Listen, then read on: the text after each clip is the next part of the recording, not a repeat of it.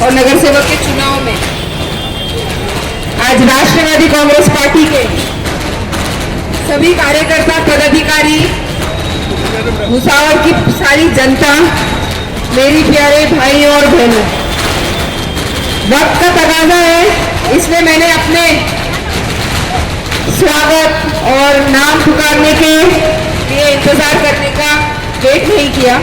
तो जो नहीं जानते हैं मैं बताना चाहूंगी, मेरा नाम है सना मलिक, मैं आमदार हूँ राष्ट्रवादी कांग्रेस पार्टी की, मुंबई के अणुशक्ति नगर विधानसभा से चुन के आती हूँ। तकरीबन 1 साल पहले जब इसी तरह विधानसभा के चुनाव हो रहे थे, उस वक्त बार बार बोला गया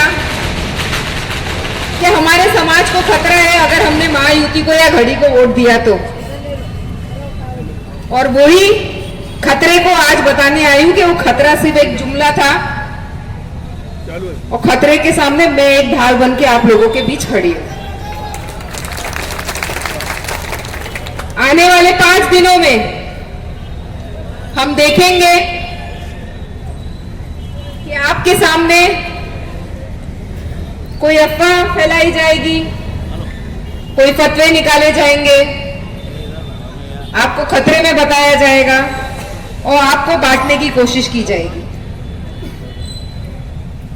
तो घड़ी क्यों, इसका जवाब आपको देना पड़ेगा, अपने आप को देना पड़ेगा, अपने को दिल को समझाना पड़ेगा, अपने समाज को समझाना पड़ेगा। तो मैं आपको छोटी सी एक समझ देने आई हूं कि घड़ी क्यों। 2024 में मैंने इस चिन्ह को लोगों के सामने स्वीकार किया था और उसको स्वीकार करने का, वो चिन्ह चुनने का रीजन क्या है या मैंने क्यों इसे चुना, मेरा ऐसा क्यों, मुझे ऐसा लगा कि घड़ी के निशानी को ही चुनना चाहिए, मुझे अजित दादा पवार को क्यों चुनना चाहिए। समय ऐसा था कि जब मेरे परिवार पे एक अड़चन आई, मेरे पिताजी को कैद कर लिया गया, अलग अलग बातें हुई, तब जब लोगों ने कुछ ऐसे लोग थे, कुछ हमारे साथ वाले लोग भी थे जिन्होंने हमारा फोन ही उठाना बंद कर दिया। ऐसा लग रहा था हम ही आतंकवादी हो गए कि हमारे से बात करेंगे तो उनको भी पुलिस उठा के ले जाएगी, उनको भी ईडी उठा के ले जाएगी। ऐसा भी समय देखा है।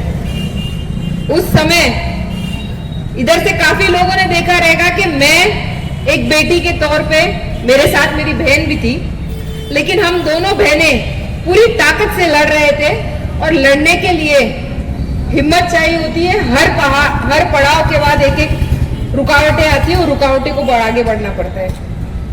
लेकिन हम अपने पिताजी के लिए, अपने फैमिली के लिए तो लड़ पा रहे थे। लेकिन सूरज भाई, आपको बताना चाहूंगी कि जब वो लड़ाई हम सिर्फ अपने परिवार की लड़ रहे थे, ऐसी काफी जनता थी जो 2019 में घड़ी का बटन दबा के मेरे पिताजी को चुन के लाई। अब मैं अपने परिवार के लिए लड़ूं, इंसाफ के लिए लड़ूं, कोर्ट कचहरी के चक्कर काटूं, पिताजी की तबीयत ठीक नहीं थी तो अस्पताल के चक्कर काटूं, तो मेरी जनता को इंसाफ कहां से दिलाऊं। तो ऐसे में एक नेता जो ढाल बन के मेरे पीछे खड़ा था, वो हमारे राष्ट्रीय अध्यक्ष, राष्ट्रवादी कांग्रेस पार्टी के राष्ट्रीय अध्यक्ष, हमारे महाराष्ट्र के उप मुख्यमंत्री अजित दादा पवार है। तो बोलने का मकसद क्या है? बोलने का मकसद ये है कि आप अगर घड़ी को वोट देते हैं तो आपके ऊपर कोई तरीके की नाइंसाफी नहीं हो सकती, क्योंकि ये मेरा पर्सनल एक्सपीरियंस है। मैंने घड़ी 2024 में इसलिए चुनी थी क्योंकि कोई भी आंधी आए, तूफान आए, लेकिन अगर दादा ने वादा किया है तो वादा निभाने का काम दादा करते हैं और पूरी ताकत से आपके साथ खड़े रहते हैं। ये रही मेरा एक्सपीरियंस, घड़ी मैंने क्यों चुना। लेकिन 2024 में जब मैं खुद चुनाव लड़ रही थी तो फतवे निकाले गए, फतवे निकाल के बोला गया कि घड़ी वाले को मतदान मत करो, घड़ी वाला आपको नुकसान पहुंचाएगा। आगे बढ़े, मेरे काम पे 8 साल के प्रयास पे लोगों को विश्वास रहा, लोगों ने चुन के दिया। उसके बाद 2025 में जब रमजान आया, रमजान के वक्त आप सभी जानते रहेंगे हर पार्टी, हर नेशनल और रीजनल पार्टी अपने अपने लोगों के साथ मिलकर एक इफ्तार की दावत पेश करती है मुंबई में।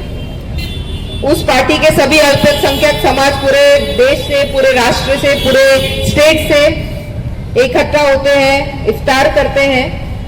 तो अब की 2025 में राष्ट्रवादी कांग्रेस पार्टी की जब इफ्तार पार्टी रखी गई तो मंच पे रमजान में अजान से जस्ट 5 मिनट पहले जब दादा को बोला गया कि हमारे सभी अल्पसंख्यक साथी इधर आपके साथ मौजूद है और आप उनके साथ 2 लफ्ज बोले और उनको आने वाले ईद की मुबारकबाद दे, तो ईद की मुबारकबाद बाद में उन्होंने कहा भरी महफिल में, मंच पे, मीडिया के सामने और भरी महफिल में एक ही चीज कहा कि मैं अपने अल्पसंख्यक भाइयों के साथ या अल्पसंख्यक समाज के साथ कोई भी तरीके की नाइंसाफी होने नहीं दूंगा। ये रमजान था, ईद के हफ्ता भर पहले ये बोला गया। ईद उल अदा, बकरीद का मौका आया। बकरीद में ट्रांसपोर्टेशन के टाइम पे जब हम एनिमल्स, बकरों को या जानवर को इधर उधर करते हैं, ट्रांसपोर्ट करते हैं, तो काफी वो एनिमल्स के ट्रांसपोर्टेशन में, जानवर के ट्रांसपोर्टेशन में काफी इश्यूज लोग क्रिएट करने लगे और इधर उधर लॉ ऑर्डर्स के इश्यूज क्रिएट हो रहे थे। दादा ने सिर्फ एक फोन लगाया और पूरे महाराष्ट्र में हमें इंसाफ दिलाने का काम किया। तो बोलने का मतलब यह है कि बड़ी महफिल में ईद उल फित्र के वक्त दादा ने बोला कि मैं नाइंसाफी होने नहीं दूंगा। ईद उल अदा में हमने वो नाइंसाफी के ऊपर एक्शन देख लिया। तो जो आज से ठीक 1 साल पहले जिन्होंने फतवे निकाले थे, जिनके फतवे सुन के हम एकजुट ना होने की वजह से इधर उधर हो गए थे, कहां है वो?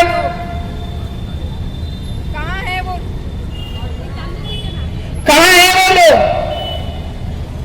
क्या कोई आया साल भर में आपके बीच? कोई आके आपके दुख दर्द को समझा? फिर चुनाव आया है, फिर चुनावी मेंढक निकलेंगे। ऐसे मेरे साथ भी हुआ है। तो मैं चाहती हूं कि आप सभी लोग समझें कि हमें बंटना नहीं है। हमें एकजुट होके जो नेता बड़ी महफिल में या हर जगह खड़े होके एक ही चीज बोलता है कि मैं अपने विचारधारा के ऊपर कभी भी समझौता नहीं करूंगा। और जब मैं विचारधारा की बात करती हूं तो राष्ट्रवादी कांग्रेस पार्टी की विचारधारा शिव शाहू फुले अंबेडकर की विचारधारा है। शिव शाहू फुले अंबेडकर की विचारधारा, उस विचारधारा पे चलने वाले हम लोग हैं। तो हम अगर ये बोलते हैं तो आपको किस चीज की बात करते हैं, उसका मायने क्या है? हम बोलते हैं कि हम शिव शाहू फुले अंबेडकर की विचारधारा पे चल रहे हैं। हम कोई भी जात के, हम कोई भी धर्म के, हम कोई भी प्रांत से या कोई भी भाषा वापरते हुए लोगों के बीच में भेदभाव नहीं करते।